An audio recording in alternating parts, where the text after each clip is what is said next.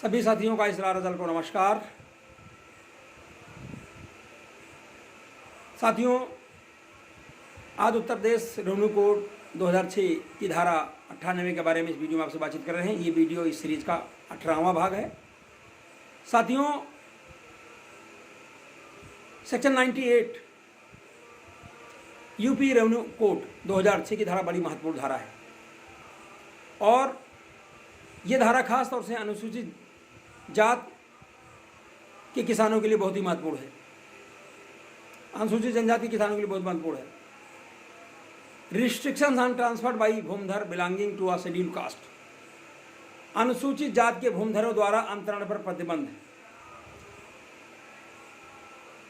साथियों, बड़े बड़े जमींदारों के पास लाखों हजारों हेक्टेयर जमीन होती, लाखों हेक्टेयर जमीन होती, बड़े बड़े जमीनों पर कब्जा रखते हैं और आम जनता उनकी जो है गुलाम सी होती है। आम जनता के पास ज़मीन नहीं होती है और खेतिहर मजदूर बनकर रह जाते हैं, गुलामी का जीवन जीते हैं। इसके लिए सरकार ने अनुसूचित जाति के लोगों के लिए, अनुसूचित जनजाति के लोगों के लिए तमाम सारे कानून बनाए हैं। उत्तर प्रदेश रेवेन्यू कोड 2006 में भी की धारा में भी ये वर्णन किया गया है और उसकी धारा 98 में ये व्यवस्था की गई है कि कोई भी अनुसूचित जाति का भूमिधर अंतरण नहीं कर सकेगा। कोई भी शेड्यूल कास्ट का आदमी, हरिजन आदमी अपनी भूमि को, किसी भी भूमिधर को कलेक्टर की लिखित पूर्व अनुज्ञा के बिना कोई भूमि किसी अनुसूचित जाति के से भिन्न किसी व्यक्ति को विक्रय, दान, बंधक या पट्टे द्वारा अंतरित नहीं कर पाएगा। यानी अनुसूचित जात का आदमी को ये बिल्कुल अधिकार नहीं है कि अपनी वो ज़मीन को, अपनी भूमिधरी ज़मीन को, अपनी संगठित भूमिधर को ज़मीन को बिना जिलाधिकारी के अनुमति के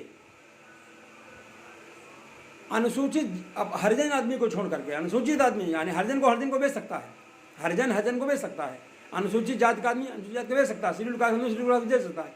लेकिन शेड्यूल कास्ट से भिन्न ना तो पिछड़ी जाति को बेच सकता है, ना तो अगड़ों को बेच सकता है, ना सामान्य जाति को बेच सकता है, किसी को भी नहीं बेच सकता है। केवल हरिजन को बेच सकता है।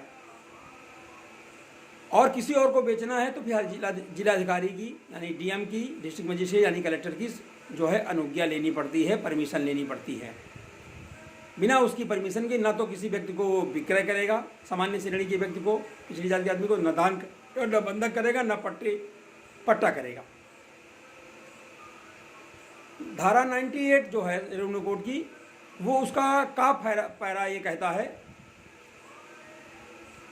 कि अनुसूचित जात का आदमी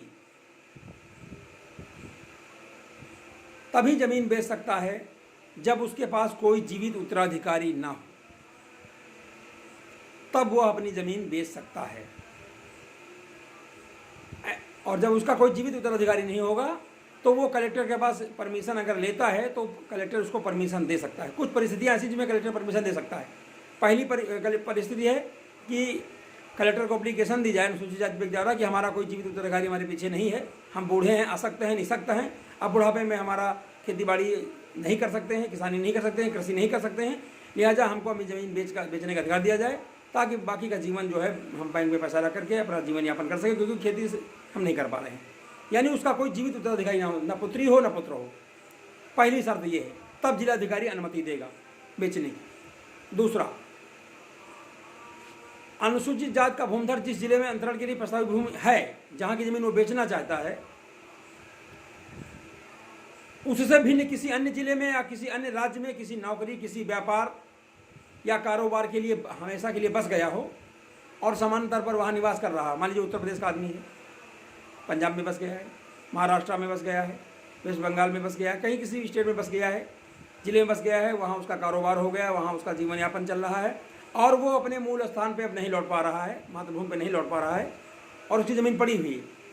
अगर ये सिद्ध हो जाता है और ये बात कलेक्टर के सामने सिद्ध कर दी जाती है, तब कलेक्टर ऐसी ज़मीन को बेचने के लिए हरिजन व्यक्ति को स्वीकृति दे सकता है। ये दूसरा पॉइंट। अब साथियों, तीसरा पॉइंट देखें कि तीसरे आधार पर क्या कैसे कलेक्टर जो है परमिशन देगा अनुसूचित जाति को उसकी ज़मीन बेचने के लिए। अगर कलेक्टर को यह समाधान हो जाए उसे यकीन हो जाए, समाधान हो जाए विहित कारण का कि विभिन्न विहित कारणों से या ऐसे कारण ऐसे उपस्थित हो गए, मान लीजिए बहुत गंभीर बीमारी का शिकार आदमी हो गया है, या अनुसूचित जाति की हरिजन व्यक्ति की कई पुत्रियां हैं, उनमें उनकी शादी नहीं हो पा रही है, शादी करना आवश्यक है, 1-2 पुत्रियां हैं उनकी शादी करना आवश्यक है, तो ऐसे कुछ कारण हैं जो कारण दर्शित किए जाने पर जिला अधिकारी महोदय जो है हरिजन व्यक्ति को ज़मीन बेचने की अनुमति दे सकते हैं। और जिला अधिकारी की अनुमति के बाद ही वो ज़मीन हरिजन व्यक्ति किसी सामान्य श्रेणी के व्यक्ति को, किसी पिछड़ी जाति के व्यक्ति को ज़मीन बेच सकता है।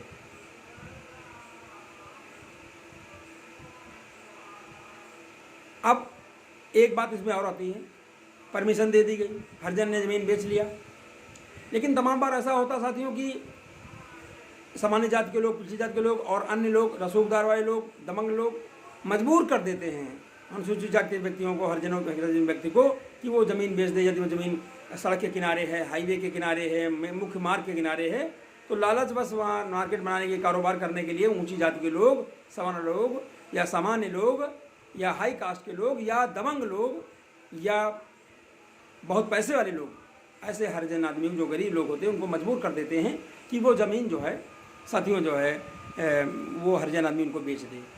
तो कलेक्टर के पास पावर है, जिलाधिकारी के पास पावर है कि वो जिलाधिकारी जो है साथियों ऐसी जो जिसकी अनुमति उसने दिया है वो अपने साधनों के बल पर, अपनी जो है अथॉरिटी के बल पर, अपनी लोकल अथॉरिटी के बल पर, अपने सूचना तंत्र के बल पर ये उसकी जांच कर सकता है कि वास्तव में जिस हरिजन ने ज़मीन बेचा है वो निःशक्त व्यक्ति था, वो ज़रूरतमंद व्यक्ति था, उसने सही ज़मीन बेचा है, कहीं उस पर दबाव तो नहीं बनाया गया है, कहीं उसको मजबूर तो नहीं किया गया है, कहीं उसके साथ ज्यादती तो नहीं की गई, जबरन तो उसके साथ उसको नहीं ज़मीन बिकवाई गई है। इसकी जांच कलेक्टर कर सकता है।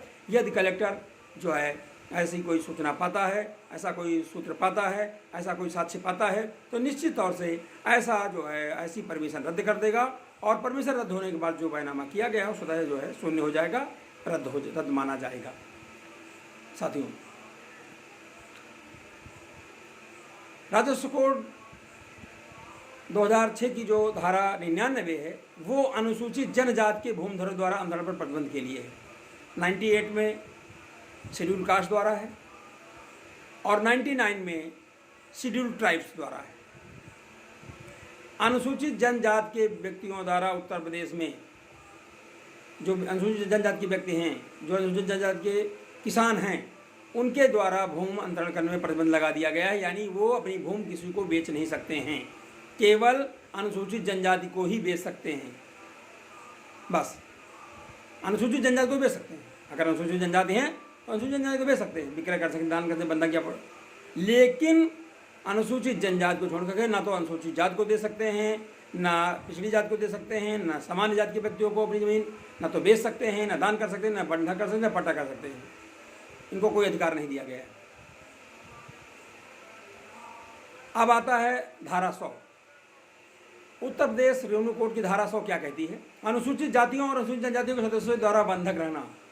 क्या अनुसूचित जाति और अनुसूचित जनजाति के व्यक्ति अपनी जमीन को बंधक रख सकते हैं या नहीं रख सकते? इस संहिता के किस अधीन, ये जो राजस्व कोड की संहिता है, इसके अधीन कोई भी अनुसूचित जाति का व्यक्ति, कोई भी अनुसूचित जनजाति का व्यक्ति, कोई भूमिधर, कोई आसामी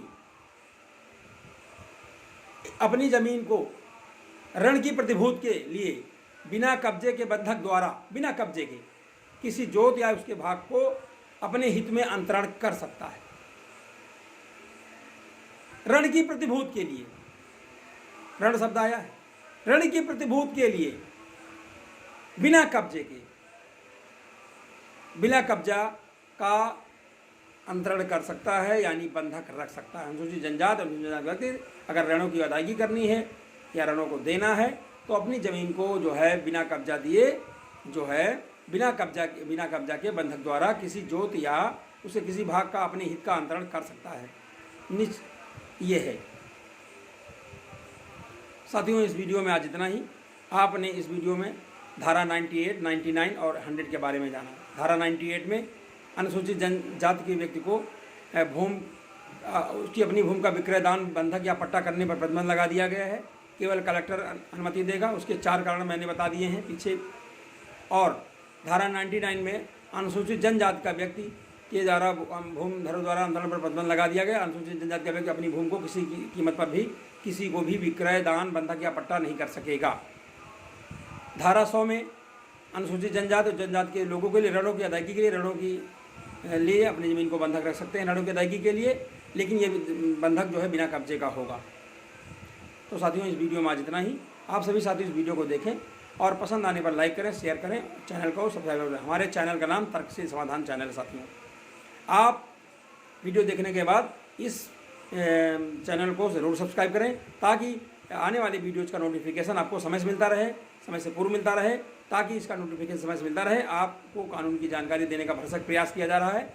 इस चैनल का नाम तर्कशील समाधान चैनल है। इसमें अभी कानून से संबंधित समस्याएं जो भी हैं उनके समाधान प्रस्तुत किया जा रहा है। आगे चलकर और भी देश से संबंधित बेरोजगारी, रोजगार और बेकारी, जनसंख्या और जो सरकारों की उदासीनता, सरकारी तंत्र की विफलता इत्यादि अनेक विषयों पर जो भी समस्याएं हैं उनके समाधान से संबंधित वीडियोज़ डाले जाएंगे। और इसीलिए निवेदन किया जा रहा है कि आप चैनल को सब्सक्राइब करें ताकि आने वाली वीडियोज़ का नोटिफिकेशन आपको समझ मिलता रहे। इस वीडियो में आज इतना ही। साथियों, आप सभी साथियों को वीडियो देखने के लिए बहुत बहुत धन्यवाद। आपके सुझावों का भी स्वागत रहेगा। हमारा मोबाइल नंबर 9839075986 है। आप सभी साथियों को पुनः बहुत बहुत धन्यवाद। जय राष्ट्र, जय भारत, जय संविधान।